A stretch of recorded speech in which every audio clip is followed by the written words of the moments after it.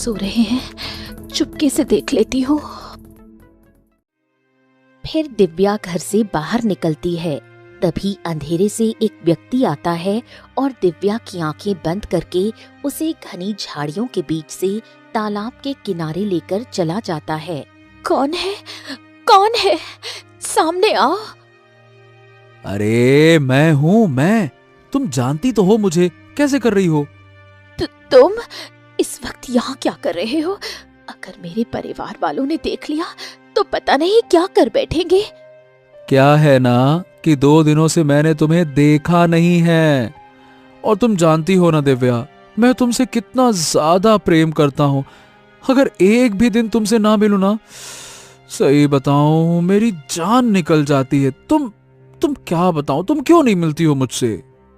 हाँ, मैं जानती हूँ कि तुम मुझसे प्रेम करते हो, लेकिन तुम तो जानते हो हमारे परिवार और तुम्हारे राजपूत परिवार के बीच कितनी गहरी दुश्मनी है।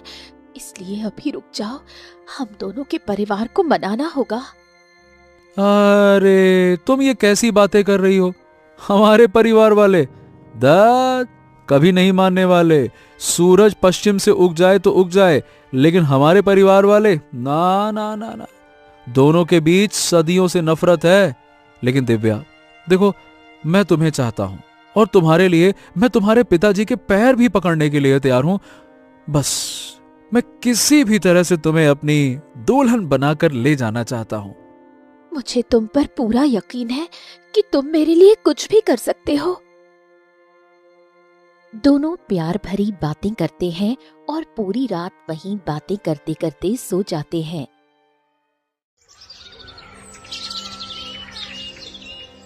अगली सुबह होते ही दिव्या के पिता महेश ठाकुर और उसका भाई पंकज परेशान होने लगते हैं। अरे ये क्या बेटा, तुम्हारी बहन दिव्या कहाँ है? वो कहीं दिखाई नहीं दे रही। पिताजी घर पर ही होगी, कहाँ जा सकती है वो?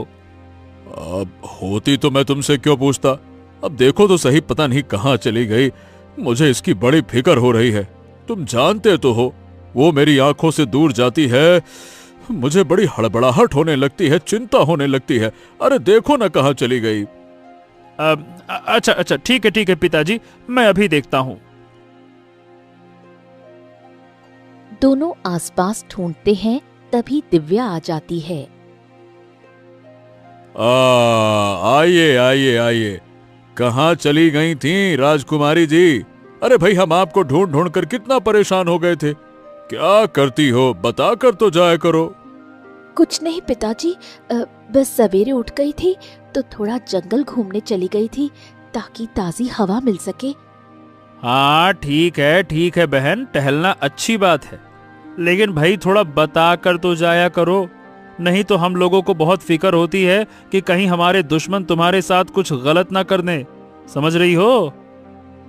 ठीक है, गलती हो गई, अगली बार से ऐसा नहीं करूंगी। फिर दिव्या घर के अंदर चली गई। ऐसे ही 2 दिन बीत गए और अचानक दिव्या को उल्टी जैसा लगने लगा। ये क्या, आज मुझे क्या हुआ? ऐसा लग रहा है मेरी तबीयत ठीक नहीं है। माँ भी काकी के यहाँ गई हुई है। एक काम करती हूँ, मैं वैद्य जी के यहाँ से दवाई ले आती हूँ, कम से कम ठीक तो हो जाऊंगी। वैसे भी पिताजी और भाई घर पर नहीं है। फिर दिव्या घर से निकलती है और गांव के वैद्य के पास जाती है।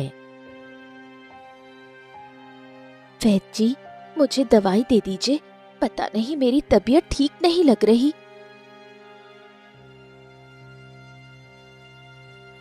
जैसे ही वैद्य दिव्या की नब्ज टटोलता है, वो अचानक अवाक रह जाता है। क्या हो गया? आप इतने परेशान क्यों लग रहे हैं? बात यह है बेटा कि तुम्हें नहीं पता कि तुम गर्भवती हो। नहीं, ऐसा नहीं हो सकता। मैं गर्भवती कैसे हो सकती हूँ? मेरा कहा कभी झूठ नहीं होता है। मैंने जो कहा है वो सत्य है। तुम गर्भवती हो और मां बनने वाली हो। दिव्या बिना कुछ कहे वहां से निकल जाती है और बहुत परेशान हो जाती है। हे भगवान, ये क्या हो गया? मैं गर्भवती कैसे हो गई? अब मैं अपने पिताजी, भाई और माँ को क्या जवाब दूंगी? अगर गांव वालों को पता चल गया तो हमारे परिवार की कोई इज्जत नहीं रह जाएगी। मैं किसी को मुंह दिखाने लायक नहीं रहूंगी। मुझे जाकर प्रकाश को बताना होगा और किसी भी तरह उससे शादी करनी होगी। दिव्या परेशान होकर प्रकाश के घर गई। वहां जाकर वो देखती है कि प्रकाश एक औरत के साथ हंस हंस कर बातें कर रहा है। अच्छा, ऐसा हुआ? ये तो बड़े मजे की बात बताई। तुम भी ना कैसी कैसी बातें करती हो। ये प्रकाश इस औरत से इतना क्यों बात कर रहा है? मुझे जाकर देखना चाहिए। दिव्या प्रकाश के सामने चली जाती है। तुम? अरे तुम यहाँ क्या कर रही हो? ओ, मैंने कहा था ना कि मेरे घर मत आना। चलो जाओ, यहां से देख क्या रही हो, जाओ। देखो प्रकाश, मैं तुम्हारे घर आने की कोशिश नहीं कर रही थी, लेकिन मैं गर्भवती हो गई हूँ। तुम जल्दी से मुझसे शादी कर लो, वरना मेरे माता पिता और पूरे गांव समाज में मेरी नाक कट जाएगी।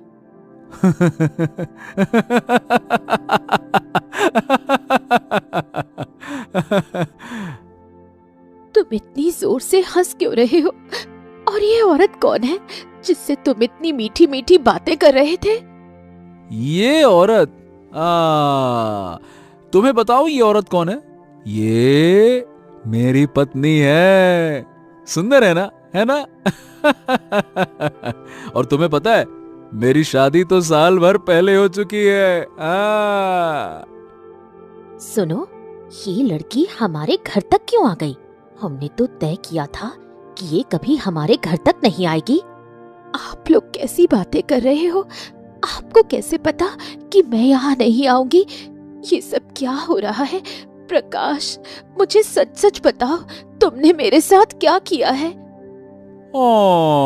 मेरी प्यारी दिव्या, ओए होए होए होए, कोई दूध पीती बच्ची हो क्या जो तुम्हें कुछ समझ में नहीं आता? क्यों, अब भी नहीं समझ रही हो क्या? ये मेरी पत्नी है और मेरी शादी ना साल भर पहले हो चुकी थी। अब बात यह है कि तुम्हारे परिवार वालों ने मेरे परिवार की बहुत बेइज्जती की थी, तो बस तुम्हारे साथ मैंने उस बेइज्जती का बदला ले लिया। इसीलिए मैंने तुम्हारे साथ प्रेम का नाटक किया और अब देखो तुम गर्भवती हो गई हो। बधाई हो। चलो चलो चलो चलो, जाओ यहां से, जाओ जाओ जाओ जाओ। देखो भाई, अब मैं ये नाजायज बच्चा तो नहीं पालने वाला ना। चलो जाओ जाओ जाओ जाओ। अरे देख क्या रही हो, जाओ जाओ। नहीं, तुम ऐसा नहीं कर सकते हो। तुम मेरे और मेरे बच्चे के साथ बिल्कुल गलत कर रहे हो। शोभा, तुम तो एक औरत हो, तुम ही इसे समझाओ ना।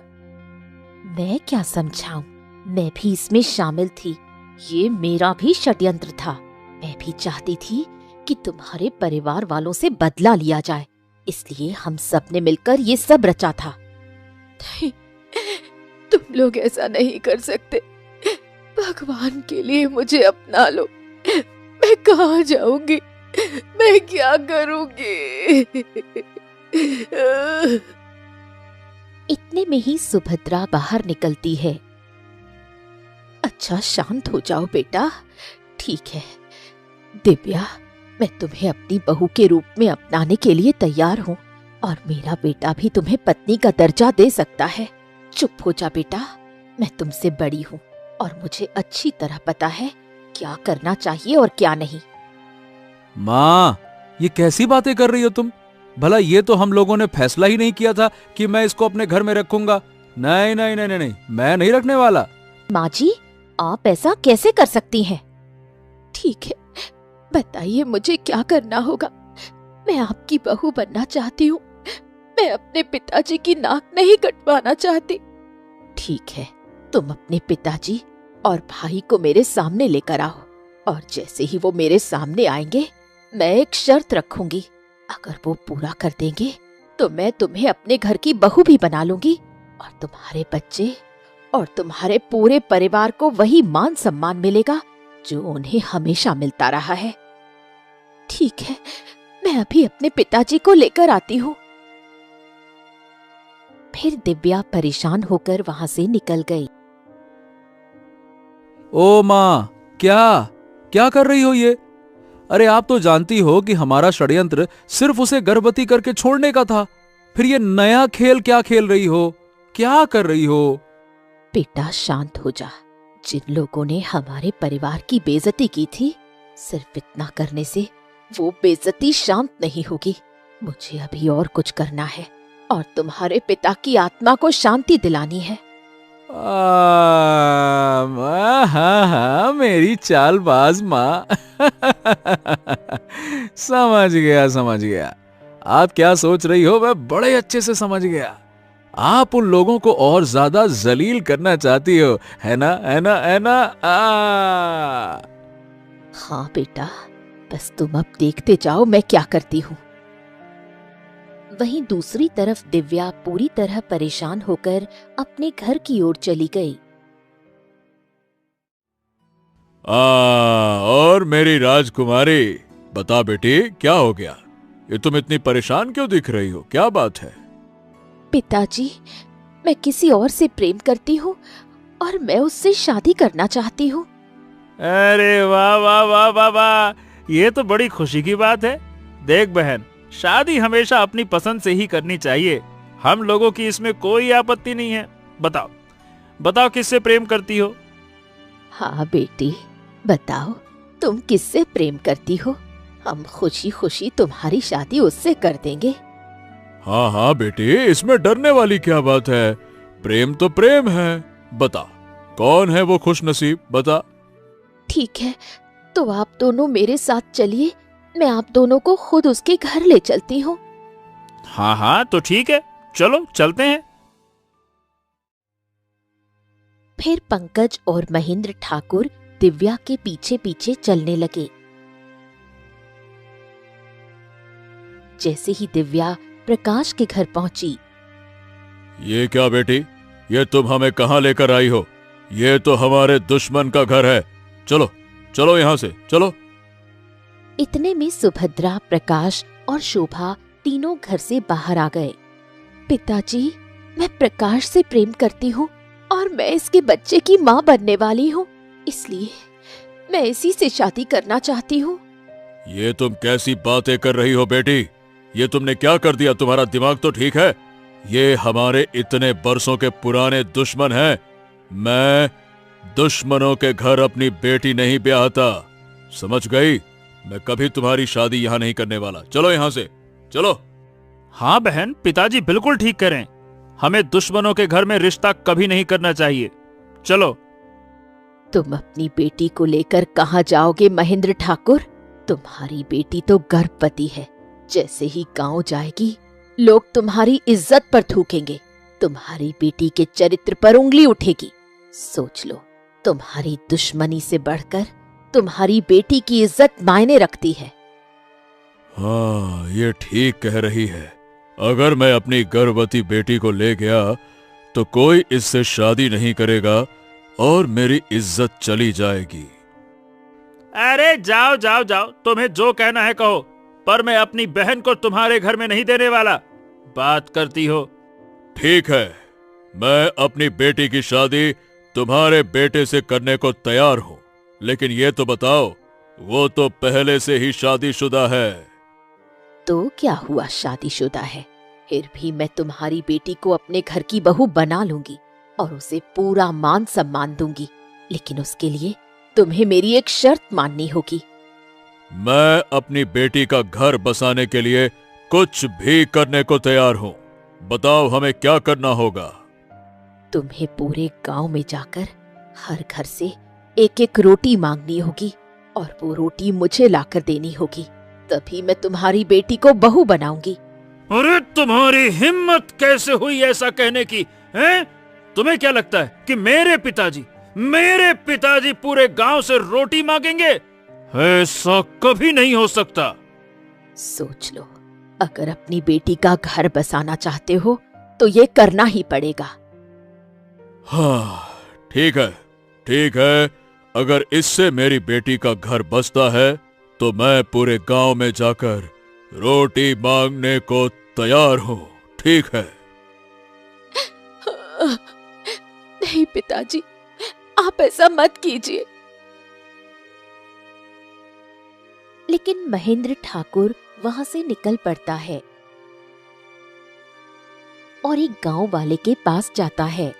रोटी दे दो, रोटी दे दो। भाई साहब, अगर एक रोटी हो तो दे दीजिए। अरे, आप तो महेंद्र ठाकुर हैं। अरे दादा रे दादा, गांव के सबसे अमीर आदमी आप ही तो देने वाले हैं, दानवीर हैं, धनवान हैं, और आप ही रोटी मांग रहे हैं। ऐसा क्या हो गया ठाकुर साहब? अभी इन सब बातों का वक्त नहीं है, मुझे बस रोटी चाहिए।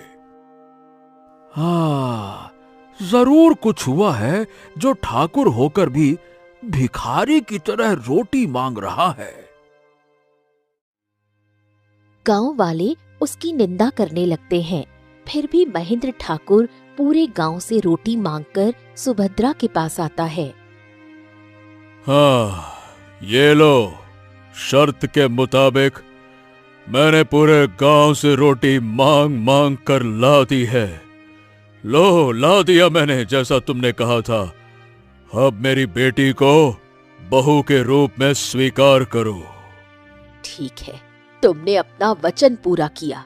मैं तुम्हारी बेटी को बहू बनाने को तैयार हूं।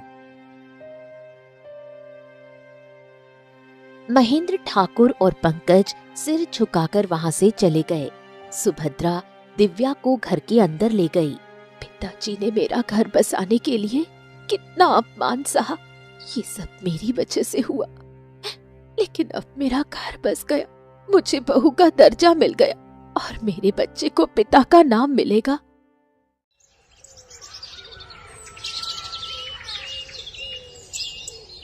अरे माँ, ये तुम क्या कह रही हो?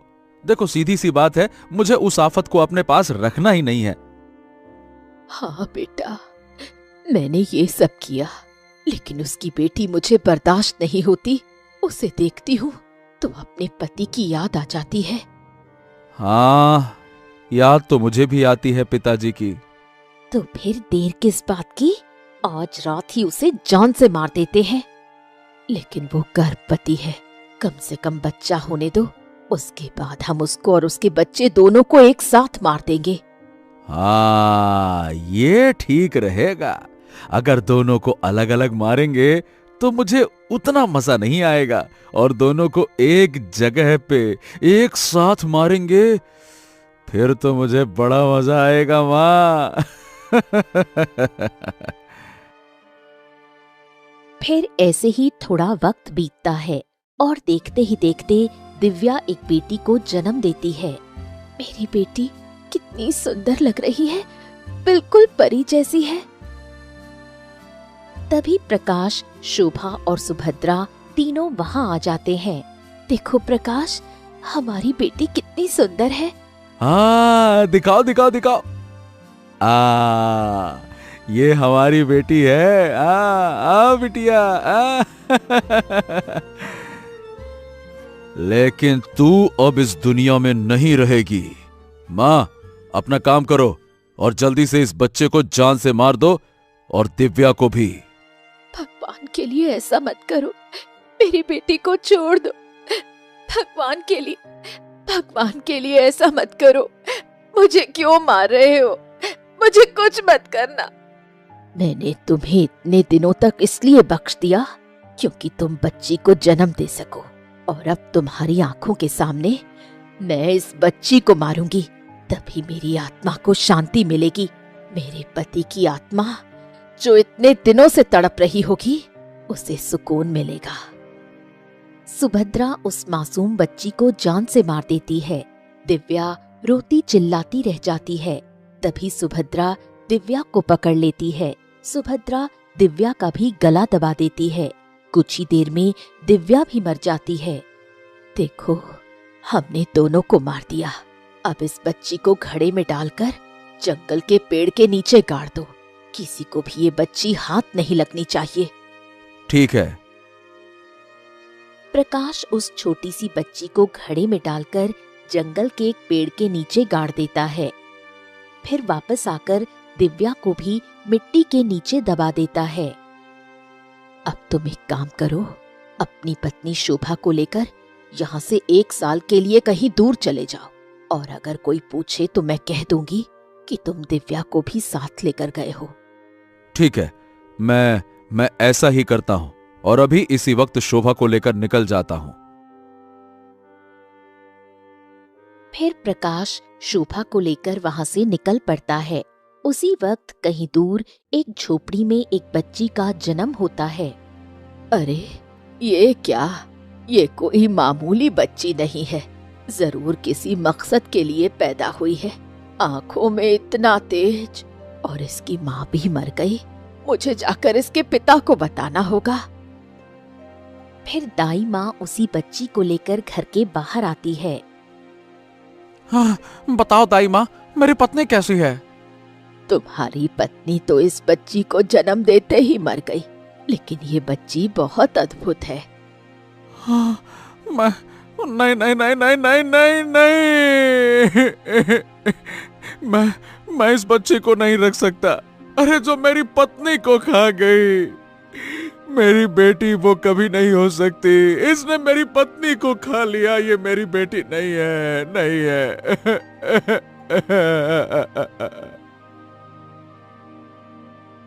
विष्णु चला जाता है। कोई बात नहीं बेटी, तुम्हें तुम्हारा पिता नहीं अपनाएगा, पर मैं तुम्हें अपनाऊंगी। मैं तुम्हें गोद लेकर पालकर बड़ा करूंगी। फिर ऐसे ही देखते देखते कई साल बीत गए।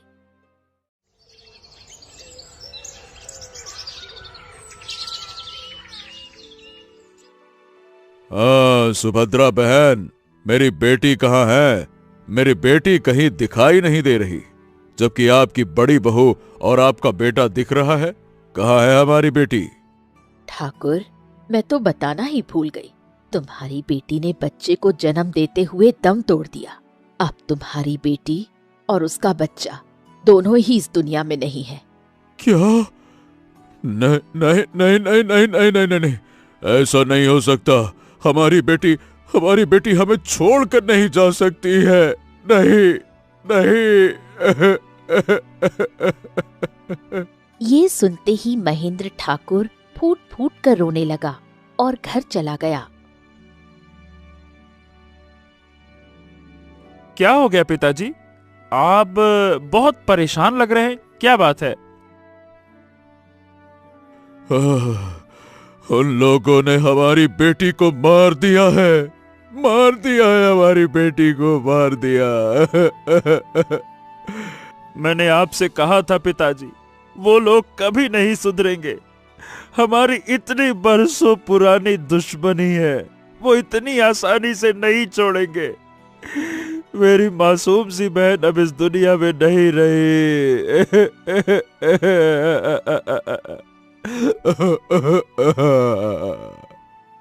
दोनों फूट फूट कर रोने लगे। ऐसे देखते ही देखते 18 साल बीत गए।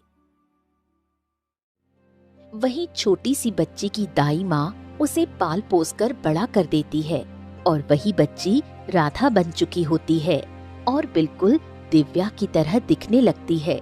लेकिन दाई माँ के मरने के बाद उसके घर की स्थिति बहुत ही खराब हो जाती है। हे भगवान, क्या करूं?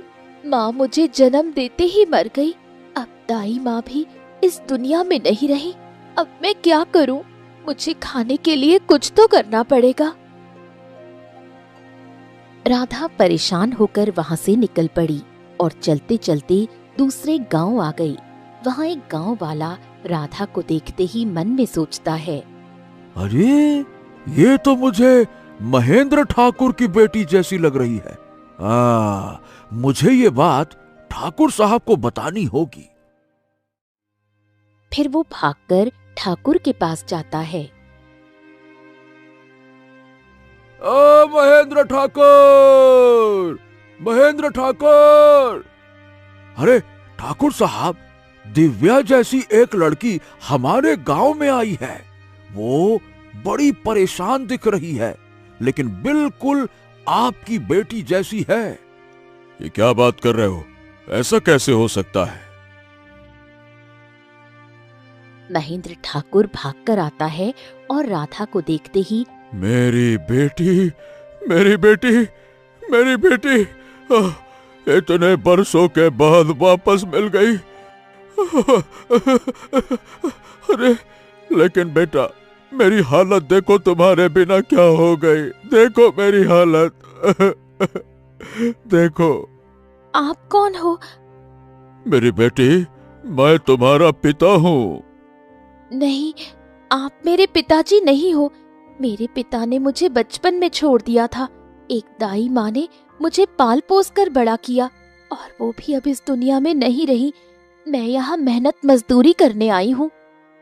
तुम कुछ भी कहो, पर तुम मेरी बेटी हो। चलो मेरे साथ, चलो चलो, आजा आजा बेटा, आजा आजा। महेंद्र ठाकुर जबरदस्ती राधा का हाथ पकड़कर उसे घर ले गया। पंकज और निर्मला राधा को देखते ही उसके गले लग गए। मेरी बेटी, मेरी बेटी, मेरी बेटी पूरे 18 साल बाद मेरे पास आई। देखो हमारी हालत क्या हो गई तुम्हारे बिना। हाँ, मुझे यकीन नहीं हो रहा। ये तो बिल्कुल मेरी बहन जैसी है। हर एक चीज बिल्कुल वैसी ही है। वैसी ही आंखें, वैसा है चेहरा। आप लोग ये कैसी बातें कर रहे हैं? मुझे कुछ भी समझ नहीं आ रहा। महेंद्र ठाकुर एक तस्वीर लाकर राधा के सामने रख देता है। ये देखो बेटी, ये मेरी बेटी दिव्या की तस्वीर है, और ये बिल्कुल तुम्हारे जैसी है। देखो। ये तो बिल्कुल मेरी तस्वीर जैसी है। जरूर इसके पीछे कोई ना कोई वजह तो जरूर है। देखो बेटी, तुम मेरी बेटी हो। भगवान ने हमारी सुन ली। तुम्हारे ससुराल वालों ने तुम्हारे साथ बहुत गलत किया।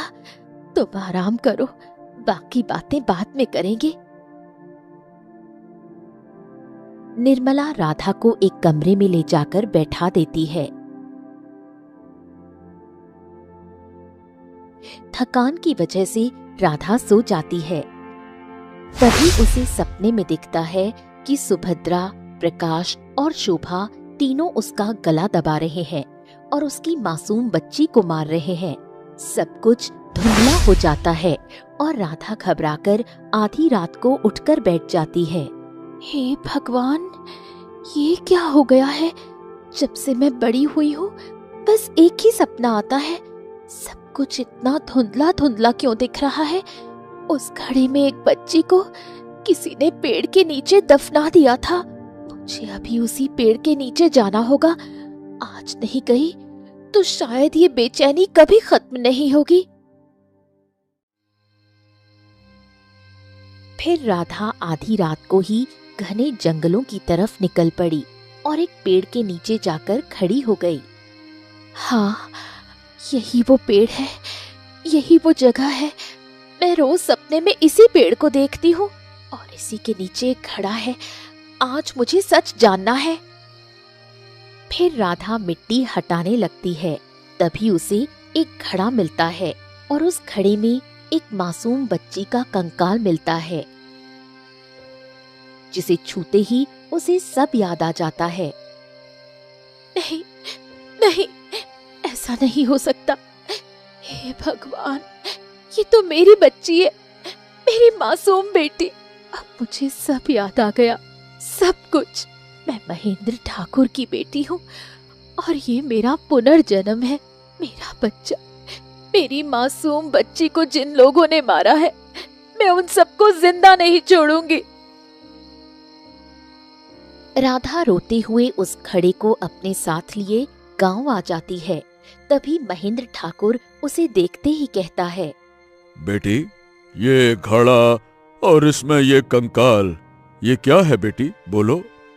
पिताजी, मुझे सब याद आ गया है। ये मेरी बेटी है और उन लोगों ने मेरी बेटी को और मुझे गला दबाकर मार दिया था और मेरी बेटी को इसी घड़े में डालकर दफना दिया था। मुझे हर रोज ये सपना आता था, लेकिन मैंने कभी गौर नहीं किया। आज जब आपने मुझे अपनी बेटी कहा, तब मैं अपनी सपने में दिखने वाली जगह पर गई और मुझे मेरी बेटी का ये शरीर मिला। उन लोगों ने मेरे साथ और मेरी बच्ची के साथ बहुत गलत किया। मैं अब उन्हें जिंदा नहीं छोड़ूंगा राधा। तुम्हारी और मेरी बेटी के साथ इतना बड़ा अपराध किया। अरे देखो, कितनी मासूम थी, कितनी मासूम थी हमारी बिटिया, और ये रहा उसका कंकाल।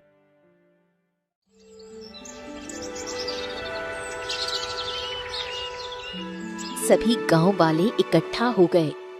अरे भाई, ये तो बहुत ही अन्याय हुआ उन लोगों के साथ। अरे भाई, सच में भगवान कहते हैं कि माँ की ममता बहुत ही पवित्र और पुण्य होती है। और नहीं तो क्या, देखो इस बच्चे की तड़प ने इस माँ को दोबारा जन्म लेने पर मजबूर कर दिया। यानी कि उन्होंने बहुत सारा बुरा काम किया होगा। चलो मिलकर इसकी सजा देते हैं। चलो चलो चलो चलो भाई, चलो। गुस्से में पूरे गांव वाले महेंद्र ठाकुर और राधा घड़ा लेकर सुभद्रा के घर पहुंचे। ये कैसे हो सकता है? कोई मरा हुआ इंसान जिंदा कैसे हो सकता है? ये तो बिल्कुल दिव्या जैसी लग रही है। माँ, मुझे भी ऐसा लगता है कि ये तो सचमुच भूत है। तुमने बहुत बड़ा अपराध किया। तुमने मेरी बेटी और मेरी नातिन को जान से मार दिया। देखो देखो, ये घड़ा देखो। इस घड़े में ये कंकाल देखकर तुम्हें याद आ ही गया होगा। क्यों? ये आपके पास कैसे आया? तुमने क्या सोचा था कि तुम मुझे मारकर और मेरी बच्ची को मारकर दफना दोगे तो तुम्हारा राज किसी को नहीं पता चलेगा? एक माँ की ममता ने मुझे दोबारा जन्म लेने पर मजबूर किया। तुमने मेरी बेटी के साथ जो किया, उसके पाप का हिसाब अब तुम्हें जरूर मिलेगा। मारो मारो इन्हें, जिन्होंने मासूम बच्ची को मारा। इन लोगों को जीने का कोई हक नहीं है। मारो।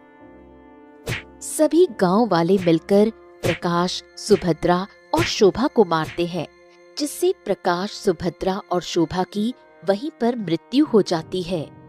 हाँ, चलो अब बदला पूरा हुआ।